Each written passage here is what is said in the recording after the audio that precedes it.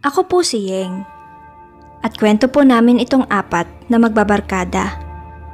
Ako, si Fe, si Mia, at si Alvin. Si Alvin lang ang lalaki. Becky ito. Childhood friends kami na super close sa isa't isa, at kapag di busy sa kanya-kanyang work, ay kami-kami talaga ang laging magkakasama. Sa tuwing sumasapit ang mahal na araw, ay nakaugalian na naming magbabarkada ang magbakasyon. At nung summer nga na yon, ay sa Zambales kami nagpunta. Sa isa sa mga lumang bahay sa iba kami tumira. Medyo creepy yung bahay. Para kasing haunted house. Mapapansin mo talaga na niluma na ito ng panahon. Maalikabok at maagiw. Ito ang kinuha namin dahil sa mura ang renta. Isa pa, sabi ni Alvin, ay kailangan naming magtipid para yung pera namin ay sa pang good time na lang mapunta. Habang lumalakad kami sa kahoy na sahig ay lumalangit-ngit ito. Para tuloy kaming nasa isang horror movie. Actually, believer ako ng mga multo, engkanto at aswang.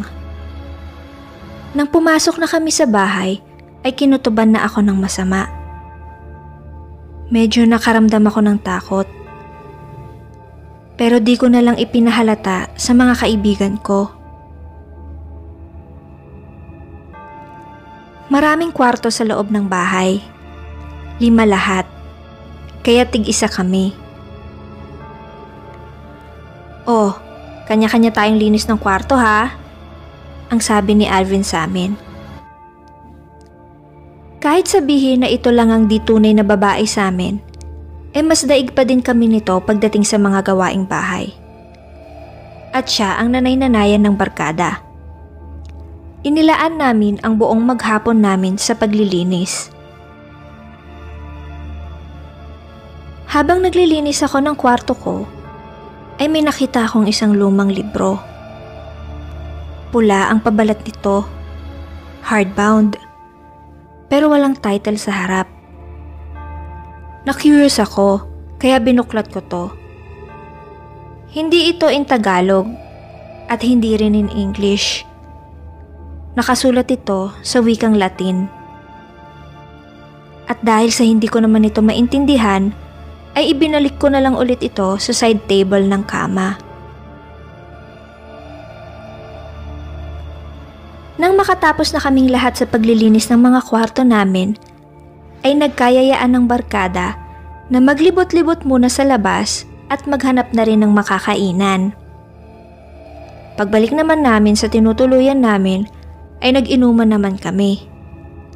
Puro kami kwentuhan, harutan at tawanan. Halos di na namin napansin na mag-aalas 12 na pala ng hating gabi. Girls, matulog na nga tayo para makapag-beauty rest na. Para bukas, pag rumampo tayo sa beach, fresh tayo. Ang sabi ni Alvin. So nagsipag-good night na kami sa isa't isa at nagsipasok na sa mga kwarto namin. Pagpasok ko sa kwarto ko, ay muli ko na namang napansin ang pulang libro. Actually, di pa kasi ako makatulog that time, kaya kinuha ko ito at sinubukang basahin. Binasa ko yung Latin na nakasulat kahit hindi ko naiintindihan. Halos nakaisang page na ako sa binabasa ko nang bigla akong nakaramdam ng antok. At maya-maya nga'y nakatulog na ako. Sa aking pagkakahimbing, bigla akong nanaginip. Sobrang sama nito. At ani mo'y totoo nga itong nangyayari. Nakagapos daw ang mga kamay ng kaibigan ko at may busal ang mga bibig. Maya-maya'y may taong papalapit sa kanila at may hawak itong kutsilyo. Lumapit ito kay Fe at biglang ginilitan ng leeg. Kitang-kita kong umagos ang napakaraming dugo, kasabay ng pagbagsak ni Fe sa sahig. Sunod na nilapitan ng taong ito si Mia. Bago pa man ako makasigaw, ay mabilis din itong ginilitan ng leeg ng kaibigan ko. Sa hindi ko malamang dahilan, ay hindi ako makalapit sa kanila. Kaya wala akong magawa para matulungan sila. Si Alvin na lang ang natitira. Kitang-kita ko ang panginginig niya. Akmang gigilitan na ng tao ang leeg nito nang napahinto ito saglit. Biglang tumingin sa direksyon kung nasaan ako. Laking gulat at takot ko nang matitigan kong mabuti ang mukha niya. Ang taong pumatay kina Fe at Mia ay walang iba kundi ako. Oo, ako. Kamukha ko yung mamamatay tao na yun. Nakatitig siya sa akin at nakangisi. Sigaw ako ng sigaw pero walang boses na lumalabas. Nakita ko na lang na bumagsak na rin si Alvin. Nangingisay pa ang katawan nito at nakatitig sa akin. Ramdam ko ang pag-agos ng luha sa aking mga mata. Sobra akong nanlulumo, ngunit maya-maya pa'y bigla na lang akong nagising. Pawis na pawis ako at sobra ang kabog ng dibdib ko. Agad akong bumangon at pinuntahan ang kwarto ng mga kaibigan ko. Inuna ko si Fe, tapos si Mia, at panghuli si Alvin. Nagulat silang lahat dahil 3:00 pa lang ng madaling araw ay nanggigising na ako. Yang naman, nasa kasarapan ako ng tulog ko eh. Ano ba yun? May problema ba? Ang sabi ni Mia. Habang sina Fe at Alvin ay pupungas-pungas pang hinihintay din ang isasagot ko. Nang makita kong okay naman ang lahat, at nasa harapan ko nga ang mga buhay kong kaibigan, ay napanatag na ang loob ko. Nag-isip na lang ako ng pwedeng maidahilan sa kanila.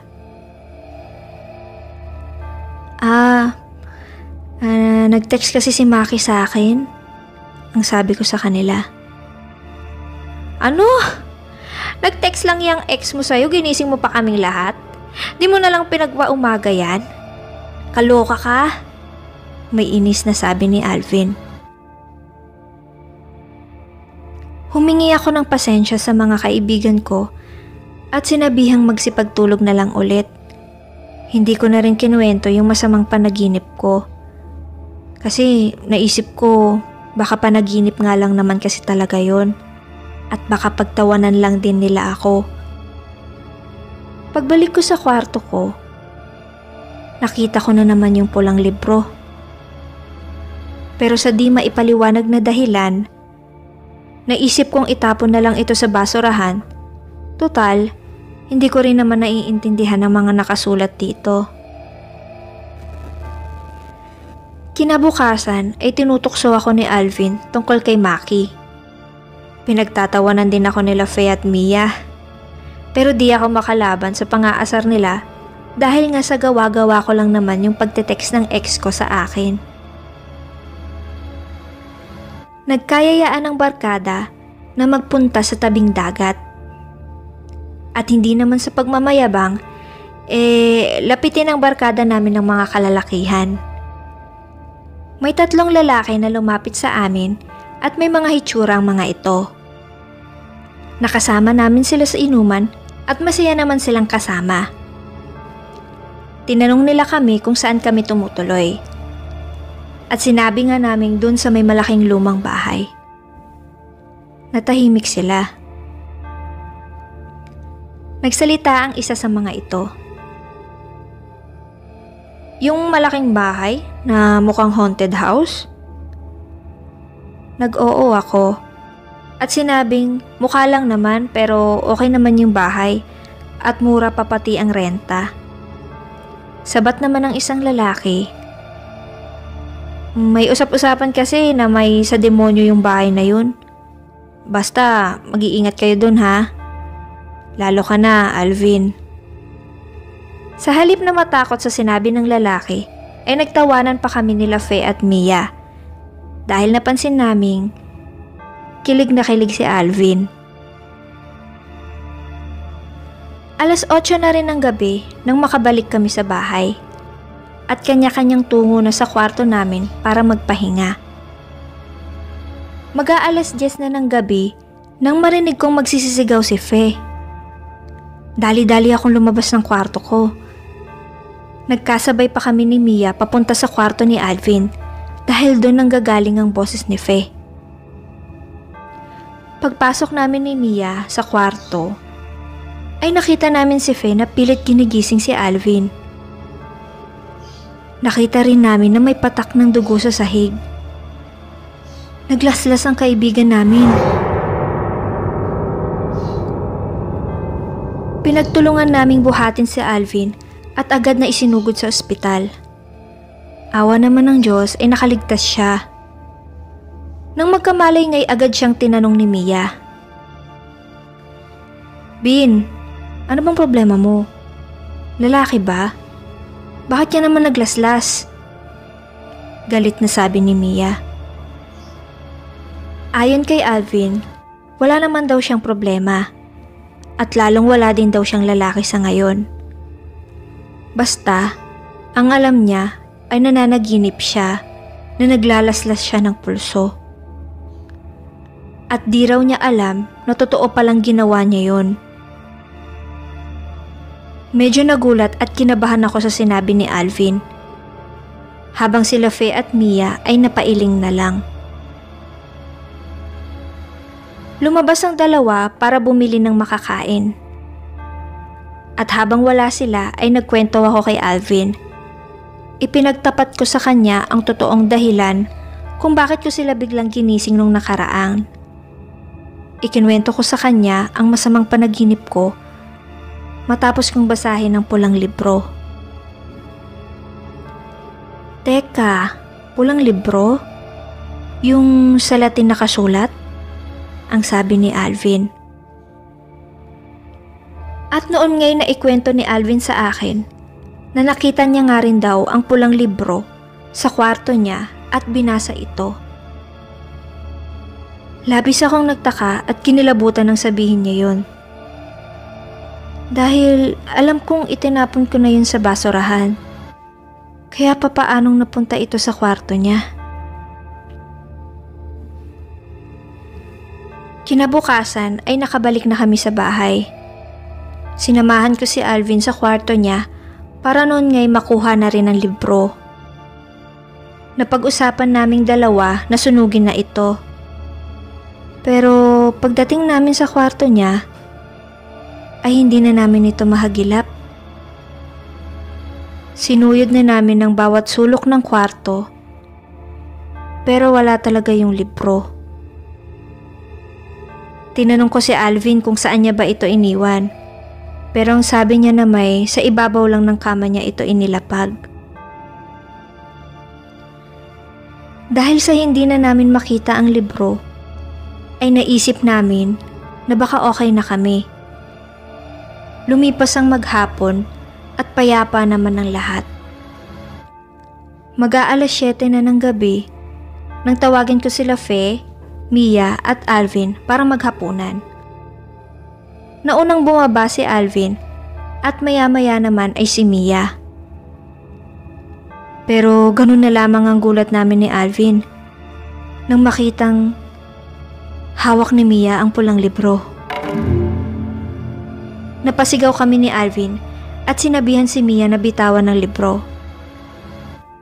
Pero maya-maya pa'y biglang dumating si Fe at sinugod si Mia. Halos matanggal ang anit ni Mia sa tindi ng pagkakasabunot ni Fe dito. Pilit naming inaawat ni Alvin si Fe pero napakalakas niya. Kitang-kita namin na nanlilisik ang mga mata nito. Sa sobrang pagkataranta namin ay biglang sinampal ng malakas ni Alvin si Fe. Nabitiwan nito ang buhok ni Mia at maya-maya'y napahawak sa pisngi niya. Nang iniangat nito ang mukha'y bakas sa pagmumukha niya ang pagtataka na parang di alam kung ano ang nangyayari. Namumula rin ang pisngi nito dala ng pagkakasampal sa kanya ni Alvin. Nagtanong si Fe kung ano raw ba ang nangyayari habang hinihimas ang pisngi dahil sa namamanhid daw ito. Agad na nagsorry si Alvin kay Fe at ipinaliwanag kung bakit niya ito sinampal. Parang sinaniban nga ng kung ano si Fe kanina nang biglang sugurin si Mia. Nagsorry din si Fe kay Mia at sinabing di niya rin alam kung anong nangyari sa sarili. Tinanong ko naman si Mia kung saan niya nakuha yung pulang libro. Ang sabi niya ay nakita niya raw ito sa ibabaw ng kama niya at babasahin nga raw sana niya ito nang bigla ko naman siyang tawagin para kumain. Bigla namang sumabat si Fe at sinabing bago daw siya nakaidlip kanina ay nasa kanya ang pulang libro at binabasa nga din daw niya ito hanggang sa napapikit siya at nagising na nga lang nang masampal ni Alvin. Dahil sa mga nangyari, ay naalala namin yung sinabi ng mga lalaki sa beach at naniniwala na nga kaming may sa demonyo nga ang bahay na tinutuluyan namin. At naniniwala din ako na may sumpa ang pulang libro. Sa takot namin ay nagsipaktakbuhan na kaming lahat at nagmamadaling sumakay sa kotse namin para makaalis na sa lugar na yon. Hindi na namin nagawa pang iligpit at kunin ang mga gamit namin doon. Mas naisip namin na makalayo na agad sa bahay bago pa muling may mangyaring masama sa amin. Kinabukasan ay tinawagan ko ang may-ari ng bahay para ipaalam na nakaalis na kami doon at kakoy may mga gamit pa kaming naiwan. Sinabi niyang ipapaligpit na nga lang niya ang mga ito at kung maaari, balikan na lang namin para kunin. Nagdadalawang isip man akong bumalik pa sa lugar na yon, ay napagdesisyonan ko pa rin pumunta dahil sa mahalagang gamit din ang naiwan namin doon. Tanging si Alvin lang ang napilit kong maisama ulit dahil takot na takot pa din sina Fe at Mia. Pumayag lang si Alvin dahil sa umaga naman daw pero bilisan lang daw namin dahil ayaw niya rin daw na abutin pa kami ng hapon doon. Nang makarating na kami sa bahay ay nandun pa rin pala ang may-ari ng bahay. Sinalubong kami nito at sinabing nakaayos na ang mga gamit namin. Mukhang may ideya na raw siya kung anong nangyari. Kaya't pilit niyang binabalik sa amin yung ibinayad namin. Maging siya at ang kanyang pamilya rin daw ay di nakatiis sa bahay na yon. Di raw nila ito magawang ibenta o ipasira dahil sa pamana raw ito sa kanya ng kanyang mga magulang. Kung kaya't pinapaupahan na lamang nila ito. Nabanggit ko sa kanya ang pulang libro. Ngunit wala daw siyang alam tungkol dito. Wala daw siyang nakikitang pulang libro sa bahay na yon. Nagkatinginan na lang kami ni Alvin dahil mukhang wala talagang alam ang may-ari sa bagay na yon. Ayaw na rin naming makipagtakutan pa kung kaya't minabuti na namin ni Alvin ang magpaalam na sa may-ari. Inihatid pa kami ng may-ari sa sasakyan at sinabihan kaming mag-ingat. Nagpasalamat kami at sumakay na sa kotse. Akmang paaandarin ko na ito nang bigla akong mapatingin sa side mirror. Binalot ng takot at nginig ang katawan ko sa nakita ko. May lalaking nakaitim sa tabi ng may-ari ng bahay. At hawak nito ang pulang libro at nakangising kumakaway sa amin. Pinaharurot ko ang kotse at maging si Alvin ay nagulat sa sobrang bilis namin. Pero hindi ko na nagawang magsalita muna nun. Hanggang ngayon ay naiisip ko pa rin ang nakakakilabot na karanasan namin sa bahay na yun. Pero laking pasalamat pa rin namin dahil nakabalik pa din kami ng Maynila ng mga kaibigan ko ng kumpleto at ligtas. Ngunit isinusumpa ko na kahit kailan at kahit ilang Semana Santa pang dumaan, ay hinding-hindi na kami babalik pa doon.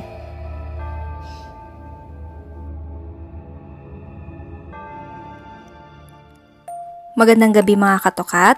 Ako po si Eka P at maraming salamat sa panonood o sa pakikinig sa aking first horror story narration sa akin pong channel, sa playlist ko po na Eka Tokat.